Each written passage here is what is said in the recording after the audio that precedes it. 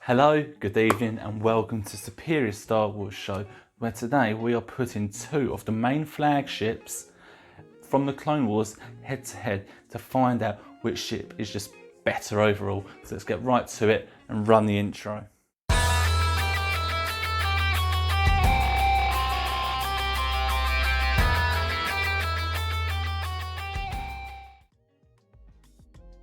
So here's a little bit of information about the Venator. The Venator class Star Destroyer, also known as the Republic Attack Cruiser or Jedi Cruiser, was a wedge-shaped capital ship utilised by the Galactic Republic during the Clone Wars.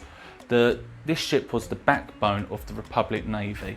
The Venator was a versatile ship which was capable of filling many roles such as a warship carrier and was capable of ship-to-ship combat.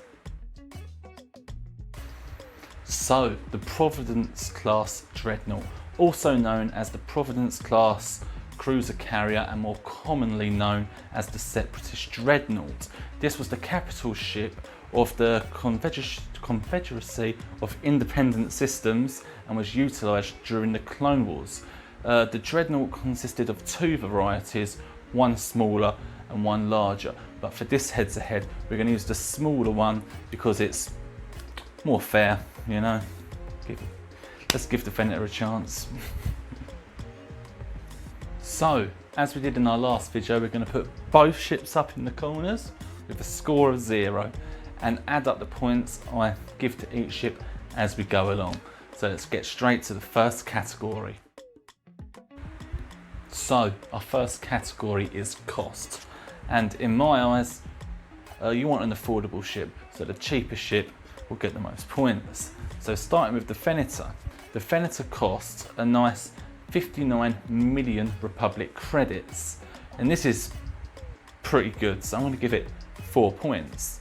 But then the Providence class, well, I could only find numbers for, I assume, the bigger ship, because it's, let's not beat around the bush, 400,585,000 credits, which I think is a ridiculous amount, but it's the only number I could find.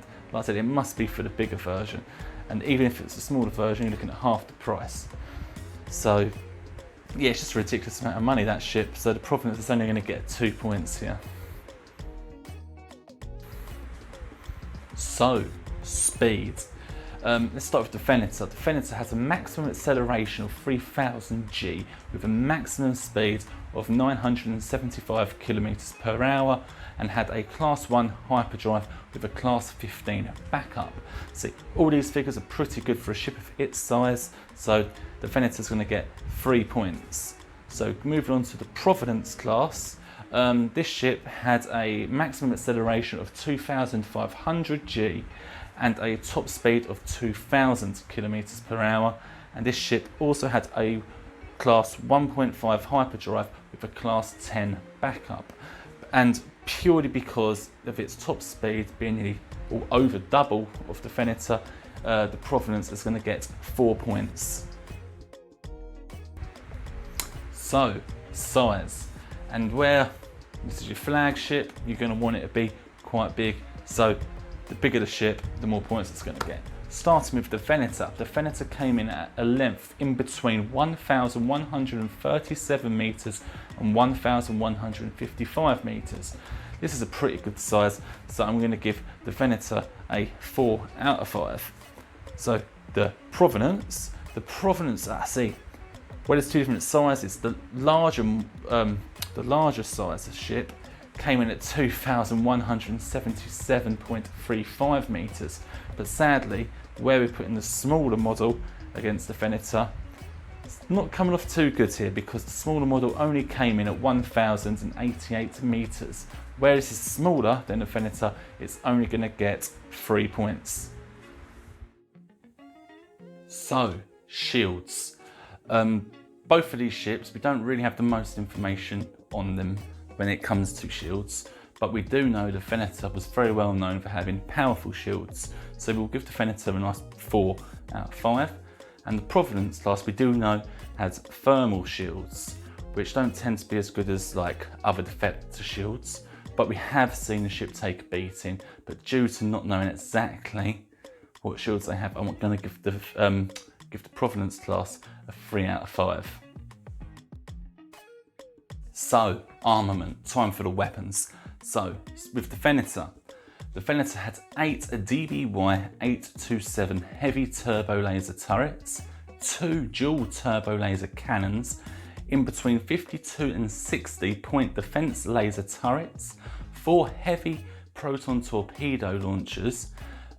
Certain models did have a built-in beam weapon, as seen in the Battle of Coruscant, and 6 deck guns. This is really good for the size, but I am only going to give the overall score a 3 out of 5. The Providence class had 14 heavy quad turbo lasers, 34 heavy dual laser cannons, 12 twin light point defense ion cannons, 2 heavy ion cannons, 12 heavy flak guns, 102 proton torpedo launchers, each with 5 proton torpedoes, and 10 heavy tractor beam projectors. And I'd say just for the amount of missiles this ship can shoot, I'm going to give it the slight advantage and give it a 4 out of 5. So, compliment. Let's see how many ships these ships can carry. Starting with the Venator. The Venator could carry 192 Alpha 3 Nimbus class V-Wing starfighters, 92 light interceptors, 36 Arc 170 starfighters, 1 clone Z95 Headhunter, 24 ATTE Walkers, 40 LAATs or low altitude assault transports, and had many landing craft and shuttles. So I'll give it a 3.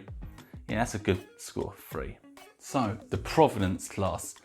The Providence class could carry 120 Vulture class droid fighters, 120 droid tri-fighters, 40 Hyena class bombers, 9 HMP droid gunships, hundreds, and I mean hundreds of droid armoured vehicles like armoured assault tanks, multi-troop transports, landing craft and shuttles.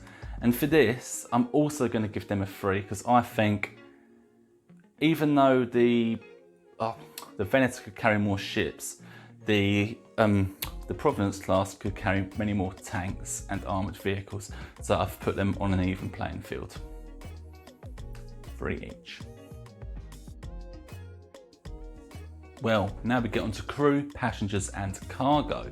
Starting with the Venator. The Venator had a crew of 7,400 officers, pilots and enlisted crew, but had an initial 2,000 troops and had a cargo capacity of about 7,000 tonnes. The ship also had consumables for about 2 years.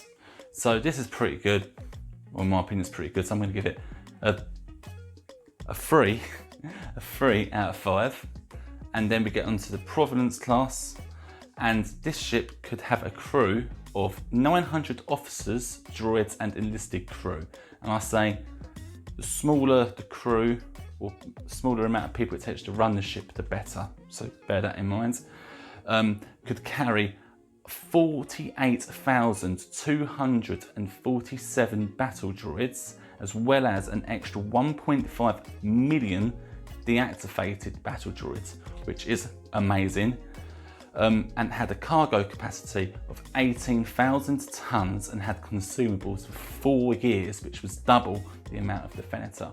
I know it only had droids on board, so all it needs is batteries and some oil and not food, but that's great really. Like I said, 1.5 million droids. This is getting a 4 out of 5.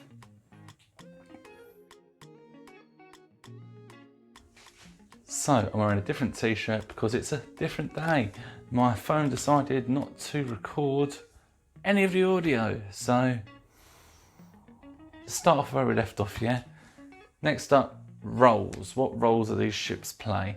Starting with the Venator. The Venator was a battleship, a starship carrier, troop transport, a flagship and an attack cruiser.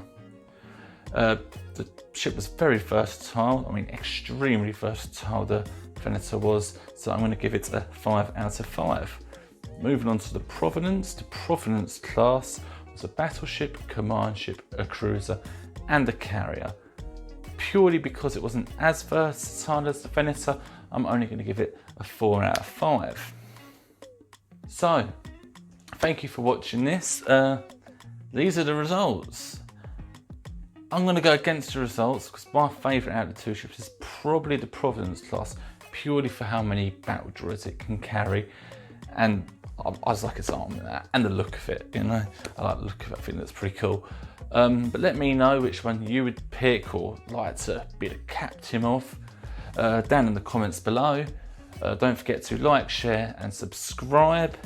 Go over to our channel to check out all our other videos. I'm sure there's something else there you will like, and I'll see you all in a bit.